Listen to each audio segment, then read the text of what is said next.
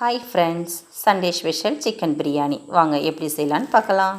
ஒரு பாத்திரத்தில் தேவையான அளவுக்கு எண்ணெய் ஊற்றி ஹோல் ஸ்பைசஸ் போட்டு செவந்ததும் நறுக்கி வச்ச வெங்காயத்தை போட்டு நல்லா வதக்கிக்கோங்க. வதங்கினதுக்கப்புறம் இஞ்சி பூண்டு பேஸ்ட்டு அது நல்லா வதங்கினதுக்கப்புறம் 2 கைப்பிடி அளவுக்கு க்ளீன் பண்ணி வச்ச புதினாவை போட்டு நல்லா வதக்கிக்கோங்க. வெங்காயத்தோடய சேர்த்து வதக்கினா தான் நல்லா பிரியாணி வாசனையாக கம்மன்னு இருக்குங்க. அது வதங்கினதுக்கப்புறம் காரத்துக்கு நான் கொஞ்சமாக தாங்க காரம் யூஸ் பண்ணுவேன். ஏன்னா மிளகாத்தூள் வேறு அப்புறமா போடுவோம். அதனால் 2 பச்சை மிளகா மட்டும் ஆட் பண்ணிக்கிறேன். உங்களுக்கு எவ்வளோ தேவையோ அதுக்கு தகுந்த மாதிரி ஆட் பண்ணிக்கோங்க. அது வதங்கினதுக்கப்புறம் மீடியம் சைஸ் ஒரு 5 தக்காளி போட்டிருக்கேன். அது நல்லா வதங்கட்டுங்க. நல்லா வதங்கினதுக்கப்புறம் நல்லா வதங்கினா தான் பிரியாணி டேஸ்டியாக இருக்கும். அது வதங்கிறதுக்கு தேவையான அளவுக்கு உப்பு போட்டுக்கலாங்க. உப்பு போட்டு நல்லா வதக்கி விட்டுக்கலாம். நல்லா வதங்கணுங்க. நல்ல எண்ணெய் பத்தலைன்னா இந்த மாரியான ஸ்டேஜில் நம்ம கொஞ்சம் எண்ணெய் ஆட் பண்ணிக்கலாம். எண்ணெயும் நிறையா இருந்தால் தான் பிரியாணி நல்லாயிருக்கும். நல்லா வதங்கினதுக்கப்புறம் கொஞ்சமாக மஞ்சள் தூள், தனி மிளகாய்த்தூள் 1 ஸ்பூன், குழம்பு மிளகாய்த்தூள் 1 ஸ்பூன், இந்த கிரேவிக்கு தகுந்த உப்பு இதெல்லாம் போட்டு நல்லா வதக்கி விட்டுங்க ராஸ்மல் போகிற அளவுக்கு.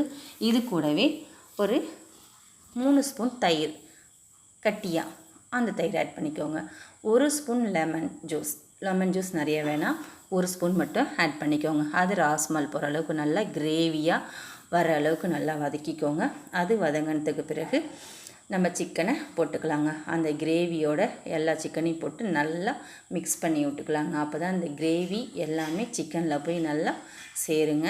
கறி நல்லா டேஸ்ட்டாக இருக்கும் பிரியாணியில். இப்போ கறிக்கு தகுந்த உப்பு ஆட் பண்ணிக்கலாங்க. இப்போ நல்லா வதக்கிக்கலாங்க. இப்போ கொஞ்சம் எண்ணெய் ஆட் பண்ணிக்கலாம். கொஞ்சம் அப்பப்போ நம்ம ஒரு இன்க்ரீடியன்ட்ஸ் ஆட் பண்ணக்குள்ளே கொஞ்சம் ஆயில் சேர்த்து நம்ம இது பண்ணால் தான் நல்லா அடி பிடிக்காமலேயும் நல்லா டேஸ்டியாக இருக்கும். ஒரு ஹாஃப் மீடியம் சைஸ் ஃப்ளேமில் நல்லா மூடி போட்டு 5 நிமிஷத்துக்கு ஒரு தடவை திறந்து கிண்டி விட்டு வேக வச்சு எடுக்கணுங்க. நான் இன்றைக்கி பிரியாணிக்கு இண்டியா கேட் பாஸ்மதி ரைஸ் தாங்க யூஸ் பண்ண போகிறேன். பாஸ்மதி ரைஸில் செஞ்சு ரொம்ப நாள் ஆச்சு. அதுக்கப்புறம் பார்த்திங்கன்னா சிக்கன் கொஞ்சம் டைஜஷன் ஆக லேட் ஆகும் இல்லைங்களா, அதனால் ஒரு 10 மிளகு, 1 ஸ்பூன் ஜீரகம் இது கொஞ்சம் ட்ரையாக வறுத்துட்டு பொடி பண்ணி வச்சுக்கிறேங்க. சிக்கன் வதங்கிட்டுருக்கு இல்லைங்களா, அதுலேயே அந்த ட்ரை பவுடரையும் போட்டு நல்லா வதக்கி எடுத்துக்கலாங்க. இப்போ நம்ம ஒரு ஃபோர்க் வச்சு சிக்கன் வெந்துருச்சான்னு சொல்லி நம்ம பார்த்தோம்னா நல்லா வெந்துருச்சு அப்படின்னா நல்லா இறங்குங்க நமக்கு ஃபோர்க்கு. ஒரு 80% வெந்துருச்சுன்னு வச்சிங்களாம். அப்போ நம்ம 1க்கு 1.25 அளவுக்கு தண்ணி ஊற்றி நல்லா கொதிக்க விடலாங்க. கொதி வரக்குள்ளே நம்ம இந்த இடத்துல உப்பு காரம் டேஸ்ட் பார்த்துக்கலாங்க. அப்படி கரெக்டாக இருந்ததுன்னா விட்டுடலாங்க. அப்படி இல்லைன்னா கொஞ்சம் ஆட் பண்ணிக்கோங்க. கொஞ்சம் சுல்லுன்னு இருக்கணுங்க உப்பு காரம் அந்த தண்ணி கொதித்து வரக்குள்ள. அப்போ தான் பிரியாணி டேஸ்ட்டாக இருக்கும்.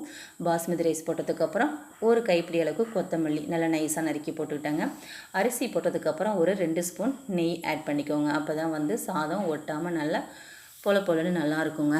நல்லா டேஸ்டியாகவும் இருக்கும், வாசனையாகவும் இருக்கும். நெய் ஒரு 2-3 ஸ்பூன் தாராளமாகவே ஊற்றிக்கோங்க, நல்லாயிருக்கும். இதுக்கப்புறம் பார்த்திங்கன்னா கரண்டி போட்டு ரொம்பலாம் நம்ம கிண்ட வேணாம், அரிசி உடஞ்சி போயிடும்.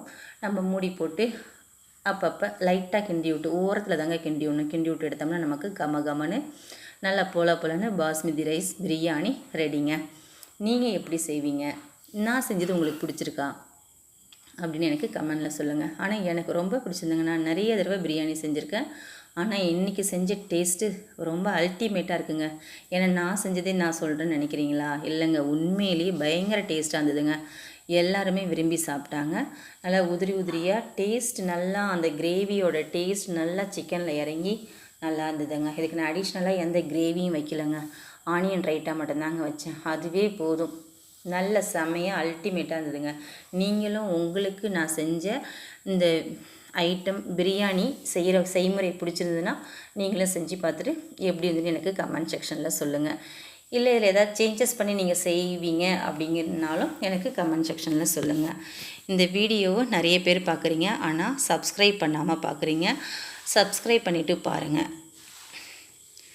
இந்த வீடியோ உங்களுக்கு பிடிச்சிருந்துன்னா லைக் பண்ணுங்கள், ஷேர் பண்ணுங்கள், கமெண்ட் பண்ணுங்கள், சப்ஸ்கிரைப் பண்ணுங்கள்.